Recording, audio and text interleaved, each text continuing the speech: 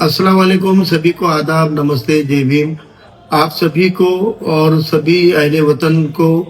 रमज़ान ईद की ढेर सारी मुबारकबाद। अल्हम्दुलिल्लाह, अल्लाह का फजल व करम है कि हमारे मुल्क के अंदर बहुत ही चैन और अमन के साथ में माह रमज़ान में हम सभी लोगों ने रोज़े रखे, तराबियाँ पढ़ी, इबादतें की और अल्हम्दुलिल्लाह बड़े अमन के साथ में अपने मुल्क के अंदर इस ईद को बड़ी जोर शोर के साथ में मनाया जा रहा है। हमारे मुल्क की यही खासियत है कि दिवाली हो कि रमज़ान ईद हो या भीम जयंती हो, हर त्योहार, हर उत्सव के ऊपर मार्केट बूम होता है, क्योंकि मार्केट के अंदर सभी लोग जो खरीदारी करते हैं उससे हमारे देश की अर्थव्यवस्था मजबूत होती है और सभी धर्म मजहब के लोगों के काम और कारोबारों में उसमें वृद्धि होती है, बढ़ावा होता है। आज अमेरिका और इजराइल जैसे मफाद परस्त मुल्कों ने हमला करके ईरान के ऊपर खुद होकर हमला किया, बिना किसी वजह से हमला किया और उसमें वहाँ के जो प्रमुख थे वो आयतुल्लाह अली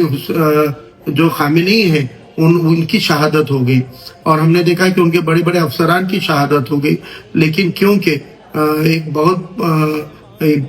पूरी दुनिया को सीख लेने की जैसी जरूरत है कि जिस बहादुरी के साथ ईरान उस हमले को डट कर जवाब दे रहा है, आज हम सब लोग अपनी दुआओं में ईरान को याद कर सकते हैं, उनके शहीदों की मगफिरत के लिए दुआएं कर सकते हैं और उन शहीदों के साथ खड़े रह सकते हैं। इसलिए तमाम लोगों को फिर से एक बार रमजान ईद की दिल की गहराइयों से मुबारकबाद और कल की ईद हम सभी के साथ में खुशियों को मिल बांट कर मनाएंगे, ऐसी उम्मीद करता हूँ। अल्लाह हाफ़िज़।